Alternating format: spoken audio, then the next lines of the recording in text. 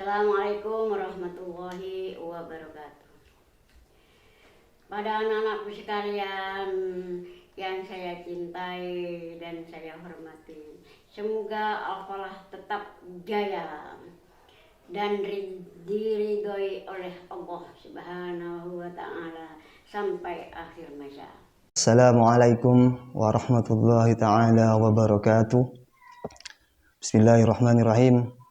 Allahumma salli ala sayyidina Muhammadin al-fatihi lima ughliq wal khatimi lima sabaq nasiril haqqi bil haqq wal hadi ila siratikal mustaqim wa ala alihi haqqa qadrihi wa miqdarihi al-azim. Marhaban ya Ramadan, marhaban ya syahrul siyam. Alhamdulillah kita semua oleh Allah Subhanahu wa Ta'ala masih diberikan kesempatan, baik kesempatan umur, waktu, sehingga kita bisa sampai pada bulan Ramadan tahun ini. Bulan Ramadan adalah bulan puasa yang dimana puasa itu tidak hanya mencegah atau menahan dari lapar dan haus, atau hanya bisa menahan dari hal-hal yang membatalkan juga. Puasa bisa lebih dibilang dari itu. Di mana puasa adalah bisa menjadi momentum untuk kita dapat meninggalkan maksiat, meningkatkan keimanan kita dan juga meningkatkan ketakwaan kita kepada Allah Subhanahu wa Ta'ala. Sebagaimana telah disabdakan oleh Nabi besar Nabi Muhammad sallallahu alaihi wasallam, kam min shaimin laisa lahu min syamihi illal ju' wal 'atash. Di mana yang artinya adalah betapa banyak orang yang berpuasa tapi dia tidak mendapatkan esensi atau pahala dari puasa tersendiri itu. Di mana karena mereka hanya mampu menahan lapar dan juga haus. Hadis di atas memberikan pengetahuan bahwa betapa banyak orang yang melakukan puasa dan juga sukses menjaga kemampuan dirinya dari hal-hal yang membatalkan puasa. Tetapi mereka tidak mendapatkan pahala. Lantas apa penyebabnya yang dapat menghilangkan pahala-pahala kita ketika berpuasa? Sebagaimana telah disampaikan oleh Habib Zain di dalam kitabnya, yakni kitab Al-Fawaidul Mukhtarah di Saliki Thariqil Akhirah. Habib Zain memberikan tafsiran dari hadis di atas, yakni ada 3 terkait hal-hal yang dapat menghilangkan atau menghapus pahala-pahala kita ketika berpuasa. Yang pertama adalah orang yang berpuasa tidak meninggalkan pekerjaan-pekerjaan yang dapat menghilangkan puasa. Misalnya seperti menggunjing, mengadu domba, atau memfitnah. Sebagaimana dari hadis Nabi Muhammad SAW menyampaikan bahwa khamsun yuftiruna syiyam, al-ghibah, wan namimah, wal kadhib, wan nadhrus syahwah.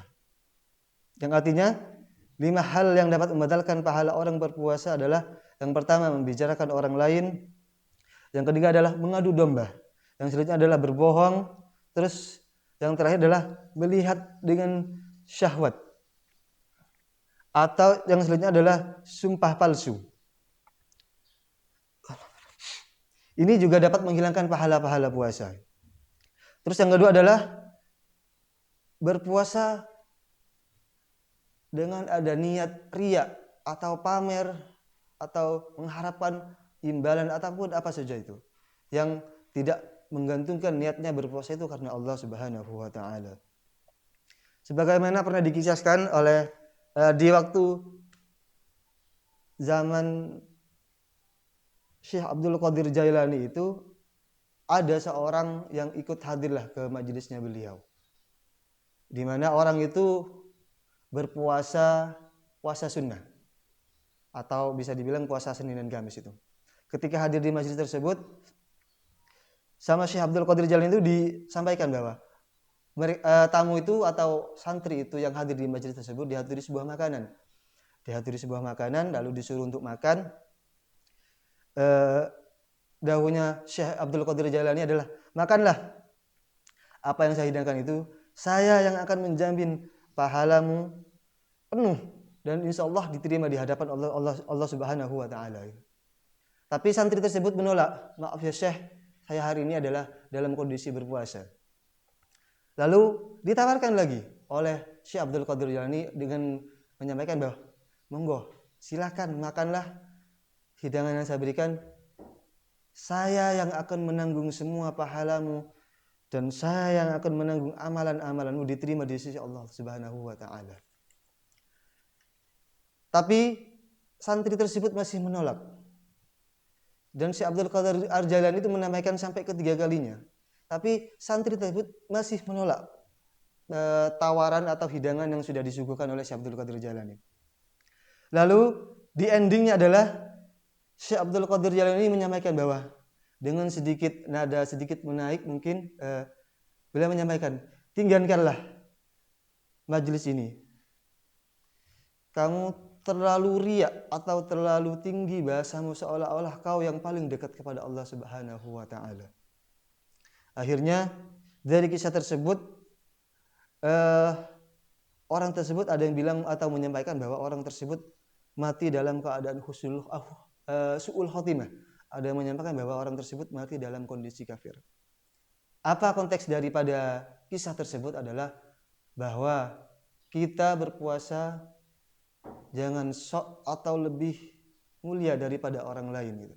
Karena belum tentu amal ibadah kita, amal puasa kita itu dapat diterima oleh Allah Subhanahu wa Ta'ala.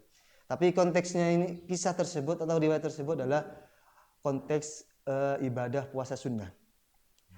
Terus yang ketiga adalah yang dapat membatalkan pahala puasa kita adalah kita berpuasa dengan barang atau hal-hal yang haram.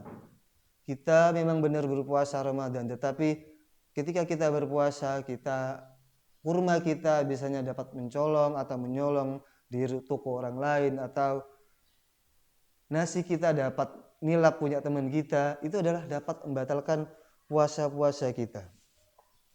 Jadi marilah kita tingkatkan keimanan kita, tingkatkan ibadah puasa kita, agar kita bisa menjadi lebih baik dari puasa-puasa yang tahun sebelumnya.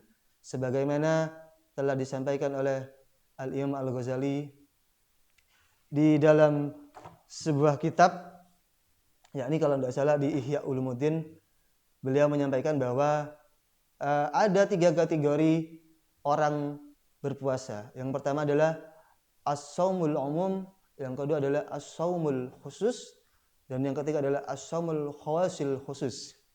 Di mana yang pertama adalah as-shaumul umum. Puasanya orang yang pada umumnya, yakni mereka berpuasa hanya menahan lapar dan haus. Yang kedua adalah shaumul khusus, di mana puasanya orangnya adalah puasanya seperti puasanya kiai, puasanya para wali-wali, di mana mereka berpuasa selain menahan lapar dan haus, mereka juga berpuasa menahan yakni dari syahwat, dari maksiat, daripada hal-hal yang membatalkan puasa, 3 tadi di atas itu. Yang terakhir adalah as-shaumul khawasil khusus, yakni di mana puasa-puasa ini adalah yang sering dilakukan oleh para nabi, para sahabat, para tabi'in, di mana mereka berpuasa bukan hanya menahan lapar dan haus, bukan hanya menahan maksiat, menggunjing temannya, tapi mereka berpuasa secara fisik, rohani, dan juga sehari-harinya ketika berpuasa semuanya adalah digantungkan kepada Allah Subhanahu wa Ta'ala. Semoga puasa tahun ini kita dapat meningkatkan puasa kita daripada tahun-tahun yang sebelumnya. Minimal paling tidak yang pertama kita terkategorikan menjadi shaumul umum, di tahun ini kita menjadi shaumul khusus. Paling tidak ada peningkatan 1 tingkat daripada tahun-tahun sebelumnya. Akhiran, apabila ada yang salah murni dari Al-Fakir, apabila ada yang benar itu dari Allah Subhanahu wa Ta'ala. Wabillahi taufiq wal hidayah. Ihdinas siratal mustaqim. Wassalamualaikum warahmatullahi taala wabarakatuh.